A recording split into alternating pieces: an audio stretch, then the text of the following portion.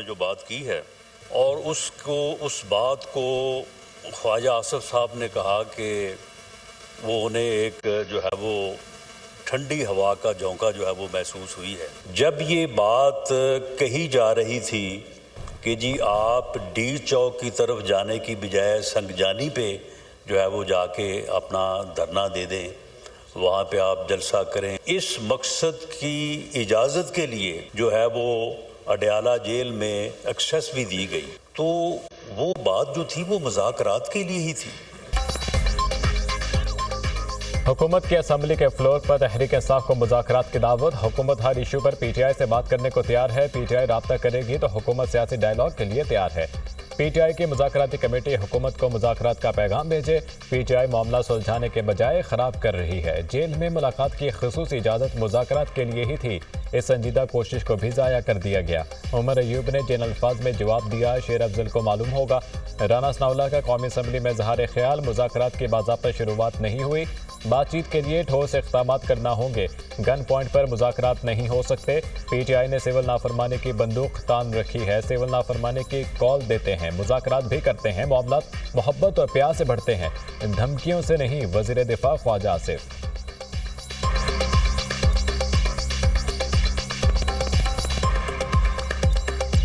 ये चीज़ें मोहब्बत से और प्यार से बढ़ती हैं, धमकियों से नहीं बढ़ती। ये गन पॉइंट के ऊपर तो मुज़ाकरात नहीं हो सकते कि आप बार बार जो है इस्लामाबाद पे हमला करें, साथ जो है कॉल दें सिविल नाफरमानी की, और उसके बाद के मुज़ाकरात भी होने हैं। हमारी इस जंग के अंदर नुकसान तो मुल्क को हो रहा है ना, पाकिस्तानी अवाम को हो रहा है।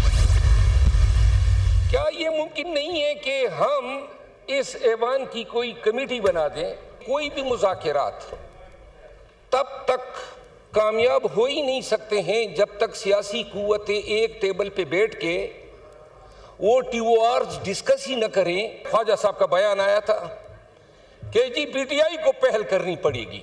हमारे खान ने एक कमेटी बनाई हुई है मुज़ाकरात के लिए। अगर कोई कहता है कि रावी चैन की बांसुरी बजा रहा है तो झूठ बोल रहा है।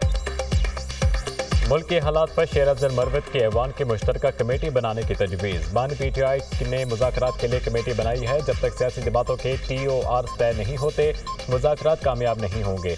ख्वाजा साहब का बयान आया, पीटीआई मुज़ाकरात के लिए पहल करे। लगता है असेंबली में सौंतें लड़ रही हैं। ख्वाजा साहब का एहतराम है मगर इनकी ज़ुबान आग उगलती है। अगर कोई कहता है रावी चैन की बांसुरी बजा रहा है तो झूठ बोलता है। शेर अफजल मरवत का कौमी असम्बली में खिताब, सियासतदान गोली नहीं चलाते, मुज़ाकरात करते हैं। हमारे दौर में भी एहतजाज हुए मगर किसी ने गोली नहीं चलाई। मुज़ाकरात की भीख नहीं मांगते। बानी पीटीआई जेल से बाहर आए जाएंगे। अली मोहम्मद खान।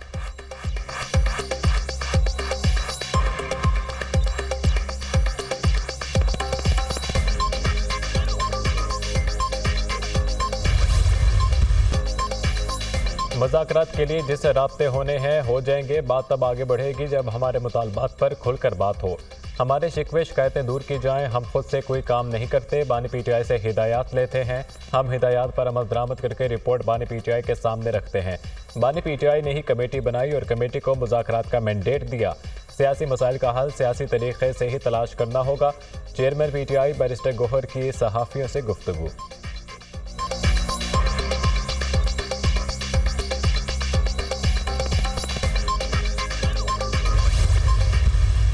मीनिंगफुल डायलॉग की राणा साहब भी बात कर रहे हैं, उनकी और हमारी डेफिनेशन में फर्क हो सकता है मगर सेंस एक ही है। वो ठीक कह रहे हैं, मीनिंगफुल डायलॉग के लिए को रुकावट, अब एस्टेब्लिशमेंट अगर साथ इनके नहीं बैठती तो आप मुझे ये बताएं कि फिर मीनिंगफुल डायलॉग क्या है। कमेटी इमरान खान साहब की बनाई हुई है। हाँ। मशरूत वाली बात ये है, हम शर्तें तो नहीं रख रहे मगर गुफ्तगू होगी इन्हीं चीजों के ऊपर जो हमारे मुतालबात हैं। मुज़ाकरात के लिए बाज़ाब्ता राब्ता हुकूमत ने करना है। हमने विंडो खोल दी है। बानी पीटीआई ने एक मौका दिया है। एस्टेब्लिशमेंट हुकूमत के साथ नहीं बैठती तो बामानी मुज़ाकरात कैसे होंगे। तहरीकें साथ शराइत नहीं रख रही मगर बात हमारे ही नकात पर होगी। सिविल नाफरमानी की कॉल को कुछ दिनों के लिए मौखर किया है। शेख वकास अकरम की प्रोग्राम दुनिया महर बुखारी के साथ में गुफ्तगू।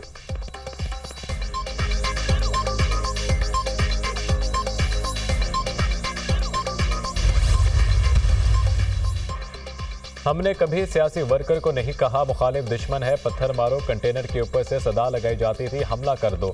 चोर डाकू की गर्दान होती थी, हम भी इसी अंदाज में जवाब दे सकते थे। हमने सियासी मुखालिफत नस्ल दर नस्ल देखी, ये कभी नहीं देखा। वज़ीर आज़म की गर्दन में रस्सा डाल के बाहर निकलो। वज़ीर इत्तलात अता तारड़ का असेंबली में खिताब।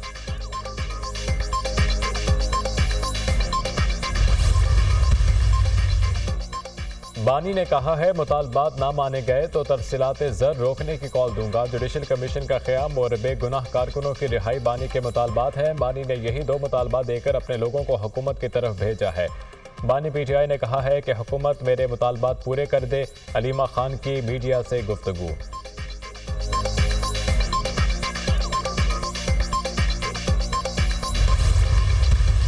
हमने पार्लियामेंट से इजाज़त ली है, उसको एक्ट बन चुका है, उसके बाद नोटिफिकेशन क्यों नहीं हो रहा उसका? ये जो कहा जाता है जॉइंट सेशन बुलाया जाएगा, कोई अमेंडमेंट हम कबूल नहीं करेंगे कि खुदा के लिए खलाई मदारस के लिए हमारे हकीकी मदारस के निज़ाम को बर्बाद न कीजिए। मैंने भी इसी मदरसे इसी हाउस के अंदर 40 साल गुजारे हैं। हम कानून साज हैं, हम आइन को खिलवाड़ नहीं बनाने देना चाहते। IMF और फलां नाराज हो जाएंगे। ये राज तो आज हम पर खुला है कि हमारी कानून साजियाँ क्या उनकी हिदायत के मुताबिक होंगी। अगर इससे आगे पीछे मामला गया तो यकीनन फिर ऐवान नहीं मैदान में फैसले होंगे। मदारिस बिल पर कोई तरमीम कबूल नहीं, बात ना मानी तो फैसला ऐवान में नहीं मैदान में होगा। मौलाना का 2 टोक ऐलान। पार्लियामेंट के मुश्तरका इजलास में मदारिस का तरमीमी बिल पेश नहीं होगा। नया बिल बाद में लाना चाहें तो लाया जा सकता है। मदारिस बिल एक्ट बन चुका, गैजेट नोटिफिकेशन जारी नहीं हो रहा। आप दीनी मदारिस में मुदाखलत का रास्ता निकाल रहे हैं। दीनी मदारिस के निज़ाम को बर्बाद ना करें।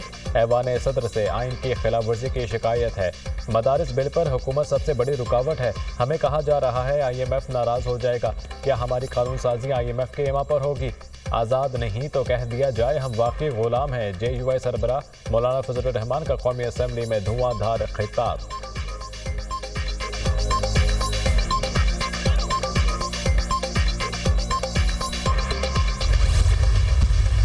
जैसे मैंने वज़ीर आज़म साहब की ख्वाहिश का इजहार किया कि वो कहते थे कि आप एक दफ़ा आपकी टीम के साथ बैठ के इसका ये जो लीगल एंगल हैं इनको कवर कर लिया जाए। सदर मुमलिकत का दोबारा एतराज़ का या ना करने का इख्तियार ख़त्म हो जाता है। जो भी कानून साजी होती है वो उस वक्त तक मुकम्मल नहीं होती जब तक उस कानून साजी पे सदर मुमलिकत के दस्तखत यानी कि उनकी असेंट, उनकी रज़ा शामिल नहीं होती।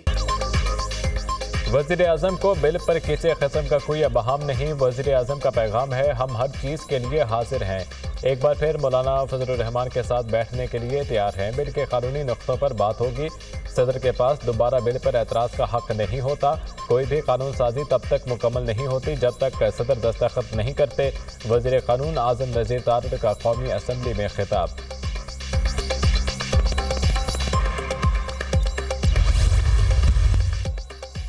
सारा शरीफ कत्ल केस। बरतानवी अदालत ने बच्ची के वालिद और सौतेली माँ को उम्र कैद की सज़ा सुना दी। वालिद इरफान शरीफ को कम अज़ कम 40 साल, सौतेली माँ बिनिश बतूल को कम से कम 33 साल जेल में गुजारना होंगे। सारा के चचा फैसल मलिक को 16 साल कैद की सज़ा सुनाई गई। सज़ा का कम से कम वक्त ख़त्म होने के बाद भी रिहाई की गारंटी नहीं। वक्त ख़त्म होने के बाद पे रोल फैसला करेगा। रिहा होने के बाद सारी उम्र बिनिश और इरफान लाइसेंस पर रहेंगे। लाइसेंस की खिलाफ वर्जी की तो दोबारा जेल में डाल दिया जाएगा। बिनिश बतूल को पहले भी फ्रॉड के केस में सज़ा हो चुकी है। बरतानवी जज ने फैसला सुना दिया।